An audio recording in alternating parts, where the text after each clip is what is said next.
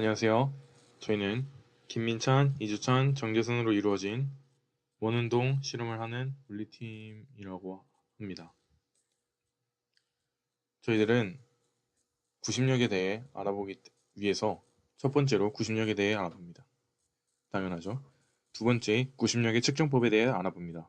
다음으로는 실험 방법과 그 실험에 사용된 통제 변인, 그리고 마지막으로 실험 결과와 결론에 대해 발표할 예정입니다. 처음으로 구심력에 대해 알아보도록 하겠습니다. 구심력이란 물체가 원운동을 하도록 중심으로 끌어당기는 힘입니다. 관성에 따르면 물체는 외부에서 힘이 일어나지 않는 한 원내와 같은 속도와 운동 방향으로 이동하려고 합니다. 따라서 물체가 원운동을 하게 하려면 외부에서 어떤 힘이 가해져야 하는데요. 그 힘을 구심력이라고 하고, 구심력이 가해진 어떤 물체의 운동이 원운동이라고 보면 되겠습니다. 이때 외부의 힘이라고 정의하는 구심력 같은 경우에는 이 동그란 거를 실이 잡아당기는 힘이라고 생각하시면 됩니다. 다음으로 구심력 측정 방법에 대해 알아보겠습니다. 구심력은 위와 같은 식으로 계산을 할 수가 있고요. 추후에 결론에서 나오겠지만 구심력뿐만이 아니라 이제 진동수, 주기와 같은 다른 값들도 구했으니까 봐주시면 됩니다. 일단 M 같은 경우에는 물체의 질량, V는 속도, R은 원운동의 반지름, 그러니까 돌릴 때 실의 길이라고 생각을 하시면 되겠고요. 위 정보들을 요 식에 대입해서 구하면 구심력을 구할 수가 있습니다. 구심력은 완벽한 원운동이 아니라도 차가 길 모퉁이를 도는 짓을 할 때도 그 일부 원운동이잖아요. 그 원운동에서도 작동을 하게 됩니다. 다음으로 실험 방법입니다.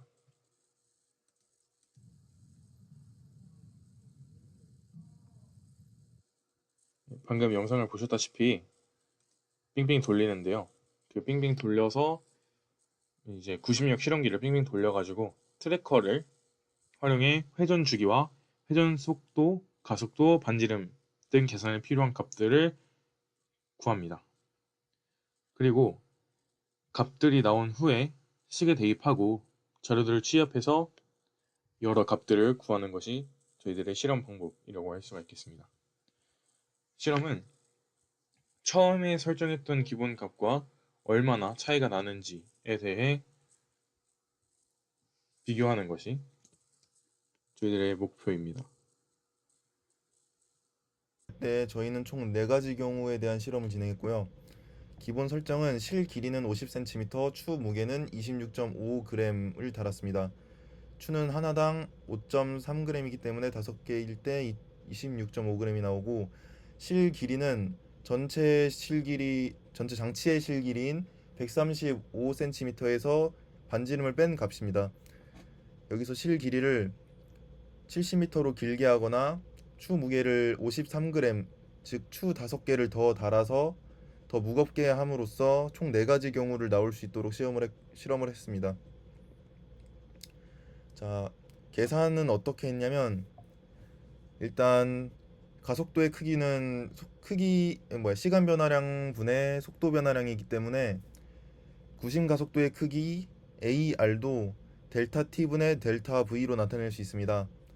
여기서 델타 V는 R분의 V 델타 L로 나타낼 수 있는데요. 왜 그렇게 되냐면, 여기 위에 이 작은 삼각형을 보시면 V1과 V2, 그러니까 이전 속도와 이후 속도의 크기는 같죠. 왜냐하면은 등속 원운동이기 때문에. 그래서 이 삼각형에서 t를 만약에 무한하게 0에 가깝게 보냈다고 하면은 이 삼각형을 원의 일부분으로 볼 수가 있어요. 그래서 이 v랑 델타 세타랑 곱했을 때 델타 v가 나오게 됩니다. 그래서 델타 v를 일단 v 곱하기 델타 세타로 바꿀 수 있고, 이제 여기 델타 L을 보시면 델타 L을 R로 나눴을 때 델타 세타가 나오게 돼요. 아까랑 똑같은 논리로 t를 무한 0으로 보냈을 때랑 같은 논리로.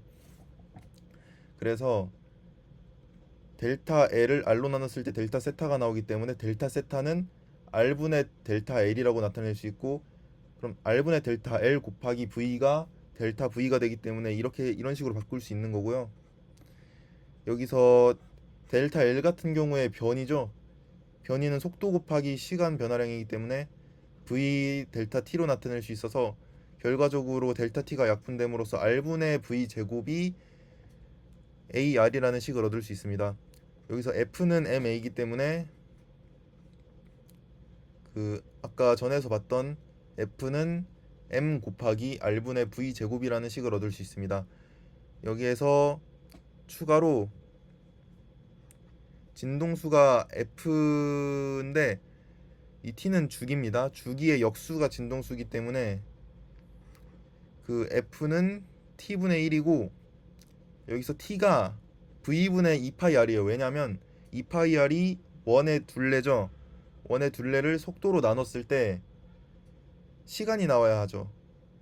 그래서 그 시간은 한 바퀴 돌 때 걸리는 시간이 되고, 그거를 역수를 취했을 때 1초에 몇 바퀴 도는지를 알 수 있는 척도인 진동수가 나오게 되는 겁니다. 그래서 결과적으로 V는 2파이R F라는 식까지 얻을 수 있습니다.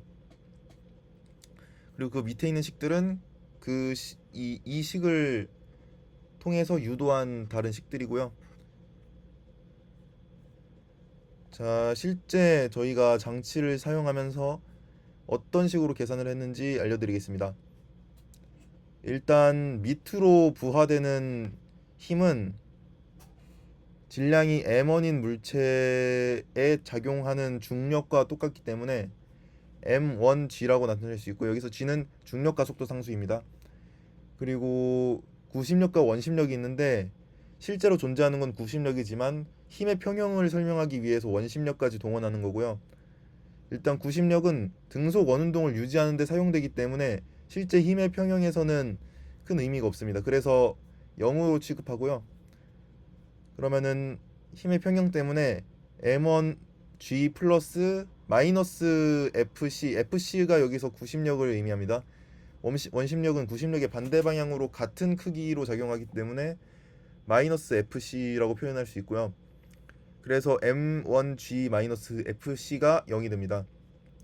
그래서 FC는 m2r분의 v 제곱이 되고요. 여기서 m2는 이 실제 원운동하는 물체인 고무 마개의 질량을 의미합니다. 그래서 m1g는 m2r분의 v 제곱이 되고요. 위식에서 m1이랑 g 그리고 m2랑 r을 알고 있기 때문에 v를 구할 수가 있어요. g는 여기서 9.8이라고 가정을 합니다. 그래서 주기 t랑 진동수 f에 대해 아까 봤던 위와 같은 이 식이 성립을 하죠. 그래서 주기랑 진동수를 구할 수가 있습니다. 자, 실제로 계산을 해보면 중력과 속도 상수를 여기서는 상수가 아니라 중력 가속도네요, 그냥. 그래서 중력 가속도는 9.8m/s 제곱이고, 질량 그러니까 밑에 추가 부하하는 중력의 크기를 구하기 위해서 m1을 0.0053kg으로 정의를 해주고, m2를 고무마개의 무게가 아니라 질량인 0.0045kg으로 지정을 해줍니다. 자, 줄 길이를 50, 추를 5개 달았을 때 경우를 살펴보면은 OGM1이 M2R분의 V2이기 때문에 V2래 V 제곱이기 때문에 반지름은 V를 계산할 수가 있죠. 요거 대입을 하면은. 그래서 실제로 계산을 해봤을 때 여기서 R은 135cm에서 0.5m를 뺀 겁니다. 그래서 0.85m가 나오고, 그걸 통해서 V를 구할 수가 있는데 V 제곱이 49. 얼마가 나왔을 거예요.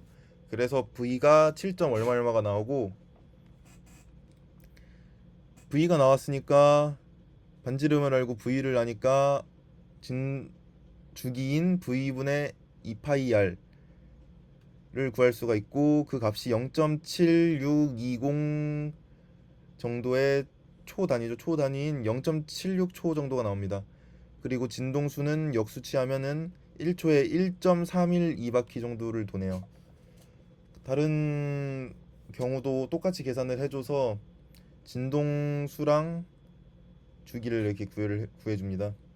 그래서 이렇게 표로 나타내 봤는데 빨강색으로 표기한 게 계산값이고 파란색으로 표기한 게 실제 측정했을 때의 값입니다.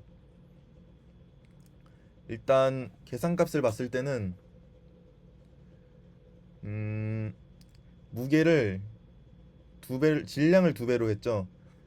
그래서 받침세 수, 저기 받침세가 추의 개수고요. 받침세 수가. 그래서 추를 5개 달았을 때랑 10개 달았을 때 질량이 2배 차이 나는데, 여기 F의 제곱, 그러니까 진동수의 제곱을 보면은 추의 개수를 2배로 했을 때 진동수의 제곱이 똑같이 2배 차이가 나는 것을 확인할 수가 있었고요. 저희가 측정한 값에서는 1.7배 정도로 확인이 되었습니다. 줄 길이와 추의 개수를 바꾸어가며 4가지 경우의 값을 측정해본 결과 실의 길이가 같고 추의 개수가 다른 경우 두 쌍에서 모두 진동수의 제곱이 1.7배 차이 난다는 결과가 나왔으며, 이론값에서는 2배의 차이가 발생해야 하지만 공기저항 등 여러 변인 요소로 인하여 실측정 값이 1.7배로 측정되었다는 결과가 도출되었습니다. 그 외 결과로 회전반지름이 일정할 때 구심력과 진동수는 비례관계가 나타났으며, 진동수의 제곱과 질량이 일정할 때 구심력과 회전반지름 사이는 반비례 관계이고, 구심력과 질량이 비례한다는 결과가 도출되었으며, 비례상수 K는 4파이 제곱이 m으로 측정되었습니다. 아쉬운 점 및 오차로서 실험 단계에서는 공기저항이나 일정하지 못한 힘, 그리고 실험 환경들로 인한 변수로 인해 오차가 발생하였고, 측정 단계에서는 추의 무게, 실, 그 외 다른 물체의 무게나 길이의 측정이 정확하지 않아서 오차가 발생할 수 있었던 점, 그리고 트래커의 특성상 사용자가 직접 점을 찍어 운동의 진행 상황을 측정하기 때문에 이곳에서 또한 오차가 발생할 수 있었다고 생각합니다.